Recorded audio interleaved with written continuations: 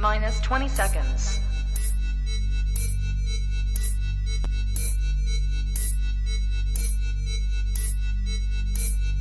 10, 9, 8, 7, 6, 5, 4, 3, 2, 1.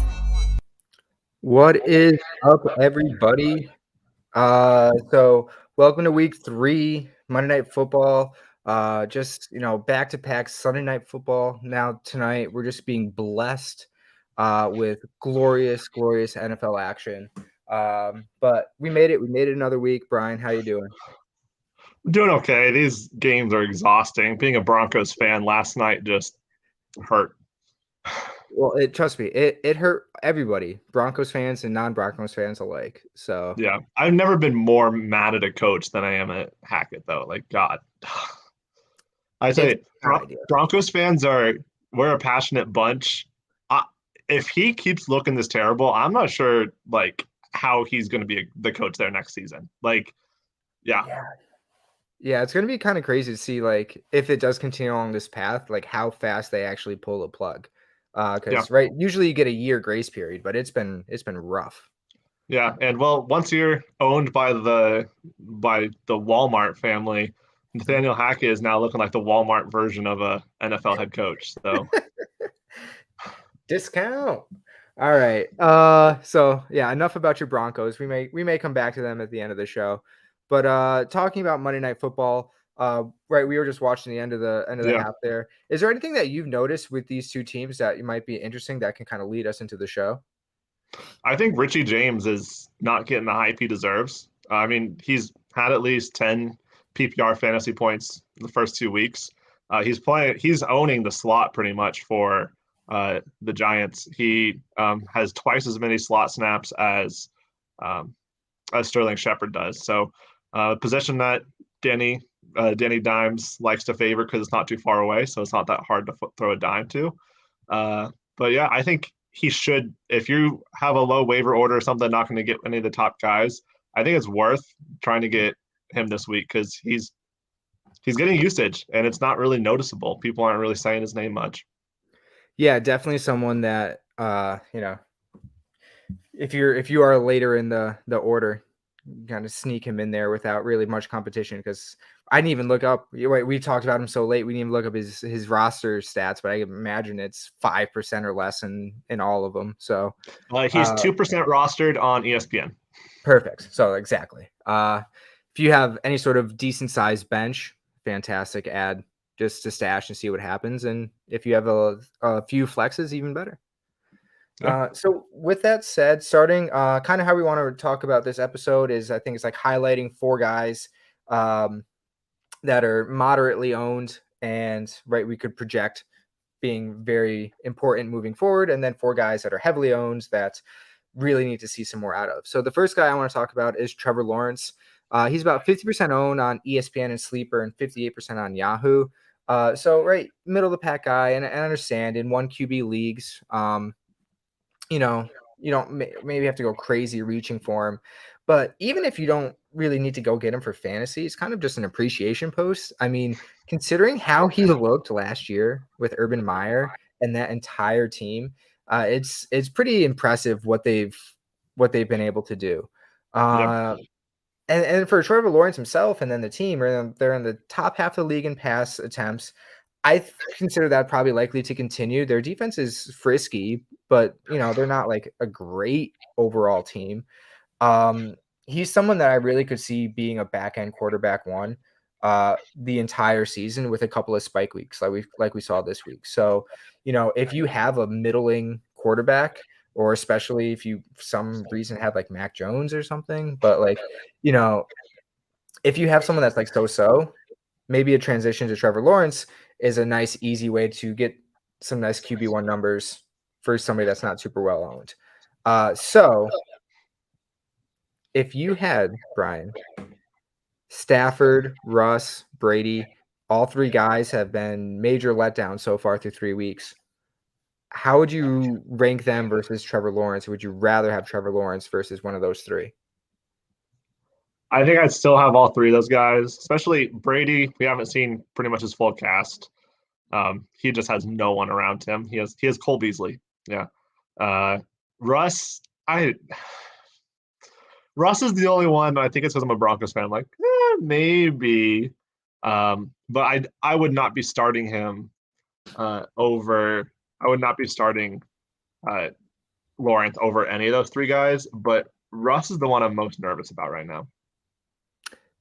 Yeah, he's like we just talked about to start the show. It's been rough. So I'm with you on that one. I think all of them deserve a little bit more leeway, but their leash is very much shortening. And Trevor Lawrence, if you have a very long bench or anything like that, might be worth just to pick up and stash just in case week 4 is another downer for any of those three guys.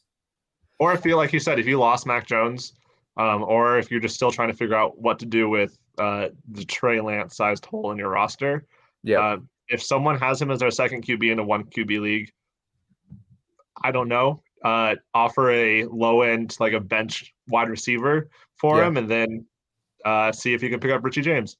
Yeah, there you go. All right, who's number 2?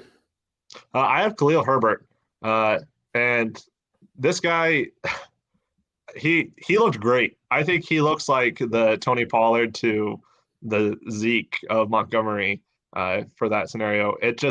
He's doing really well. He's averaging 7.3 yards per rush, which is incredibly efficient. And the thing is, the Bears don't like to pass the ball. They are running more than 2 rushing plays for every single pass play. The ratio is literally 2.3. Justin Fields, Justin Fields just isn't passing the ball. It's not even that he's horrible at it. He's just not getting the opportunity to. He's not great at it. That's not helping. But he's just not getting any sort of opportunity because they're just running it and they're being fairly successful at it. And so if Montgomery misses any sort of time, which he is injured, he's questionable looking like going into next week. I think Khalil Herbert is the first big, like, must-add waiver wire player we've had so far this season. Yeah, and it's one of those things that throughout his career, like even we saw last year when Montgomery went down, like Herbert stepped in and was a stud. So when he gets the playing time, he's awesome. The hardest thing right now is splitting time with Montgomery. He's efficient. He just doesn't have the volume. So if he gets that volume, right there with you. I have him in a lot of places, just not hoping for an injury because that sounds bad, but like hoping he gets a chance. I guess you can rephrase it. And he's been usable. I mean, the first 2 weeks without even a Montgomery injury, he's actually been pretty usable. So yeah, in a flex, you'd like to see a little bit more, and like what you saw last week, like that's what he could be for an extended period of time. So I'm with you. I love Herbert. Another guy that we both love, Chris Olave. So this dude, right, 164 air yards last week. He had 3 targets that were wide receiver screens. Like they are scheming him the ball short.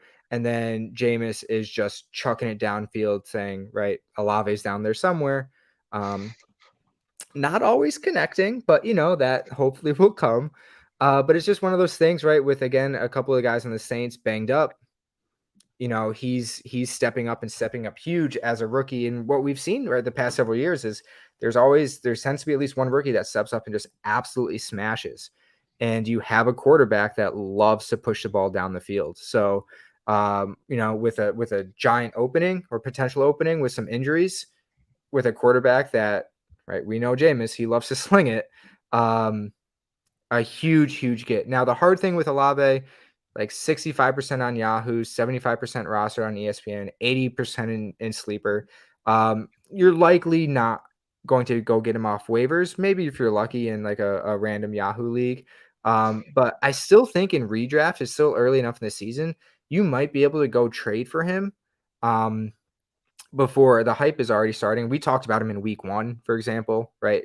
So you're already kind of losing track on buying the hype, but you have a chance to, I still think, go get him early enough in the season where whatever you pay for him now, you'll have the entire season to make up for fantasy points. So probably not a waiver ad, but definitely a really good, strong trade target. And speaking of all those injuries, are we seeing a 5th-year breakout by Traquan Smith? Man, Probably not. when I looked at that box score and I was like, wait, Who? Traquan Smith? What? What? Who is this? Mac Hollins? Wait, what? Huh? Yeah, exactly. It was like, who is this week? Next, we have Tyler Conklin of the. If you have no idea who he plays for, he plays for the Jets. Oh, hey. Uh, so he has pretty much a pretty low rostership. Yeah. So Yahoo is 21%, ESPN 11%. Sleeper is 30. I think it's always higher because of the dynasty people on there. Yeah, a little bit He's sharper. the tight end 3, as we all expected. He's seeing a 16% target share. He's seeing a 95% snap share, over 80% route participation, which that always doesn't mean great production, but for him, he's using it to produce. Yeah. He has over at least 10 fantasy points in every game so far. So he's not really a ceiling play, but tight ends, you can't really complain when they're getting you at least 10 points, especially someone that you probably didn't draft and picked up after week 1 or 2. And still can, right? Not looking at those rostership numbers. Yeah. Only thing is Joe Flacco is just throwing the ball. He is like, I don't know how his arm is not sore, like how he's able to play every week, because he's averaging over 100 or over 50 attempts every week. Like, it's crazy. He averages more attempts in his sleep than Justin Fields. It's like, It's insane. It's legitimately insane what they've done through 3 weeks. So the scary thing is that we will have Wilson coming back into the offense here soon. Yeah. There is rumors that the coaching staff is not a huge fan of Zach Wilson. We don't know, but that is at least something to consider if and when Wilson comes back. But this next week, he has the tight end friendly Steelers that Njoku just dominated Thursday night against. That is a matchup you should be targeting every week, is a tight end versus the Steelers, or at least whoever the slot player is. I expect a top 8 tight end week this week out of Tyler Conklin. Yeah. The way what he's done so far has been great, and I'm with you, right? I'm a little bit nervous of like what happens when Wilson comes back and like what's going to happen to those pass attempts, because I don't think they're going to let him air it out as much. But their defense is also really shitty. So, right, if they're going to be giving up a ton of points every week, they're going to have to throw. So I think there's a slightly safe floor just for that reason of their defense is not that great. Yep. And then on to the players that we're not feeling too great about. Devonte Adams, he had that week 1, but he's really struggling to connect with Carr. He only has 50, or he's only catching 50% of his targets, which is just insane. He has a ton of targets, but he just is only catching 50% of them. The only reason he really had 10 catches in week 1 is he had 17 targets. He also, that week 1, he saw 41% of targets per route run. That dropped down to 18 and 21% in week 2 and week 3. So they're throwing the ball elsewhere, except in one zone. He has run 8 routes in the 5-yard line and has 6 targets on those 8 routes. And all 3 of his touchdowns have been within 5 yards. So it looks like we are still getting like the how Aaron Rodgers used him, where up really close to the goal line, just throwing Adams the ball. So it looks like the tight end or the touchdown upside is still there, but I'm not sure we can count on consistent usage every week. Yeah, it's been so weird, right? Because like he specifically left Aaron Rodgers in Green Bay to go with his guy Carr, and they've just been off. It's not good for me, right? Belichick coaching tree. Like I kind of want McDaniels to do well, so it looks good. But yeah, that team 0-3, very weird. You think they're gonna have to right the ship, and hopefully that means good news for Devonte Adams moving forward for fantasy. Yeah, but he's been a little frustrating through 3 weeks so far. Yeah, very frustrating. Speaking of frustrating and talking about my Patriots bias a little bit, Tom Brady, the entire Buccaneers obviously haven't, their defense is very, very good, but their offense has just been gross. And it's tough, right? Through the first 2 weeks, like I talked about the fact that, like, right, week 1 they went up against Dallas. Like we're seeing Dallas, they have a great defense. Week 2 they had the Saints, who they always struggle with. And then it's like, all right, well, wait till week 3. And then week 3 happens, but then Mike Evans is suspended, Godwin's out, Julio's out. they had offensive line injuries. And the Packers defense is actually a good defense. So it's like just another really poor fantasy performance. But it does get to the point of like, when do we have to stop making excuses and cut bait, right, in redraft of just like, hey, this guy's not producing. I got to look elsewhere. I have to get Trevor Lawrence. There's a statement I never thought I'd say. I do think, and I'm with you in the beginning of the show, I think you got to give him at least another week. They do have Kansas City this week, who's right, obviously a good team. They can score points. Their defense is okay, but not otherworldly. Mike Evans is going to be back. Godwin and Julio, or maybe Cole Beasley gets another week to integrate. Hopefully their O-line's a little bit healthier. Russell Gage is looking good. So, I mean, volume-wise, but I'll take it. Yeah. Fishbowl, whatever. I do think I think there's reason to be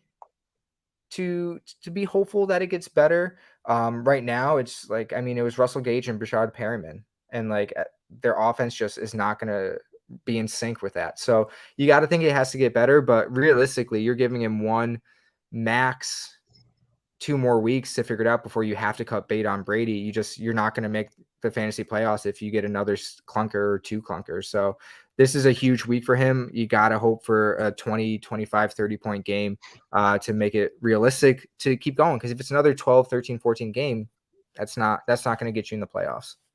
He really looks like someone who missed a decent amount of preseason, doesn't he? Well, so not to get into this because I know we're on a time crunch, but like realistically, like you have this guy that is getting older that missed 2 weeks of training camp and possibly going through a divorce, right? There is a lot of shit going on that he talked about. Like it's clearly weighing on him. And then you add in like all of the football stuff with the life stuff. Like it makes sense. But at the end of the day, if we're talking fantasy, like you feel bad for him as a person, but like you just have to cut bait in fantasy if it's not working. So yeah, hopefully it gets better for him personally and fantasy wise, but that's just my love for Brady. My next guy is someone that I am so pissed that I accidentally auto drafted. It is Alvin Kamara. He has not been the Alvin Kamara we really expected. He did miss week 2 with a rib injury, but he's not the touchdown monster we're expecting. And the big thing is he's not getting the receptions. Yeah. He only has 5 receptions in the 2 games, which 5 receptions was sometimes a half for him. Yeah. So it's killer. It's killer, man. Yeah. He's running routes at least, like 53% route participation, 12.5% target share. So he's at least seeing some work, but this was an issue with Jameis last season that Jameis throws deep when he's getting rid of the ball. He doesn't throw it to his running back. Yeah. So that's why I think Olave is doing really well, because Jameis is like, screw it. Someone's down there. So I'm worried about Kamara, but I also think the peripherals have been there. So if someone is panicking on him, it's not a terrible buy low. So this offense does not look great, and they're only going to get better, I would assume, through the season as this offense gets more used to new quarterback, new coach, and everything. So can't get worse, but it probably will, since I just said that. Yeah. For my sake, I hope it doesn't. But yeah, it's definitely very possible. All right. Also, go ahead. Real quick, it doesn't help that Taysom Hill and Mark Ingram have vultured the 2 rushing touchdowns. So yeah, that definitely. Another 12 points makes his season look significantly better. So that's for sure there. All right. Just to do some quick hits to wrap it up, because I know third quarter just started. Baker Mayfield, frankly, is not rostered enough to be a disappointment. He just is it is what it is. But he's just been awful. 9 for 30 against man coverage, just 52% completion percentage overall. But the biggest issue was going into it when he went to Carolina. We're like, well, good news is this is DJ Moore's best quarterback. And in theory, it might be, but it's not his best quarterback for him. So right now, DJ Moore has 0 upside. Right, Robbie Anderson is legitimately outplaying him, kind of, and that's an issue. We love Robbie. That's kind of our shtick on the show. But that's not good. And DJ Moore is way too good of a player. So you have to hope that they somehow figure this out. Zay Jones, talking about Trevor Lawrence in Jacksonville. Also, James Robinson just like completely blowing Achilles out of the water. He's unreal, making ETN look like nothing. He had a big week 3, but through 3 weeks, he has 24 targets for 19, 173, and 1. He's number 2 in targets. He has 1 more reception than Christian Kirk.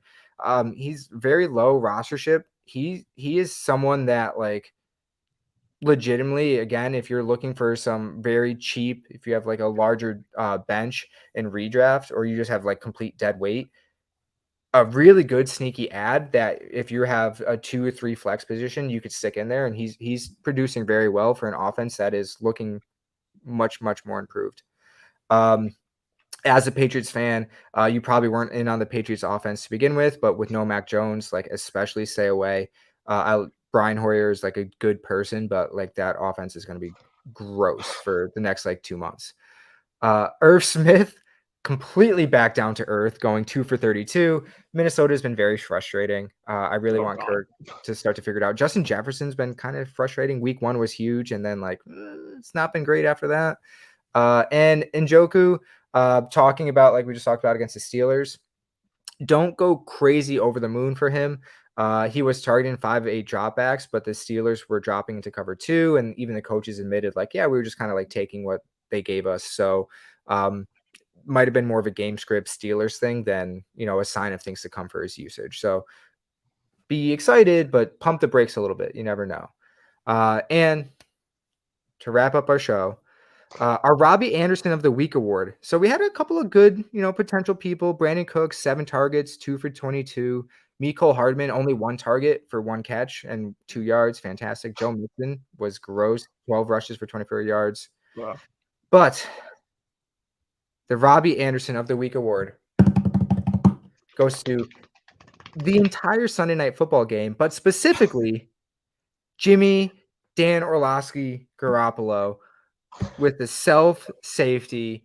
Just, Jimmy, I love you, but what the hell are you doing, man? The hilarious part of that is he saved them 5 points because it was an interception for a touchdown. That's true. So, maybe he knew what was going to happen. He was like, listen, 2 is better than 7. So, yeah, just gross, just awful. But, yeah, what a terrible, terrible game that was. And tonight is looking just as bad.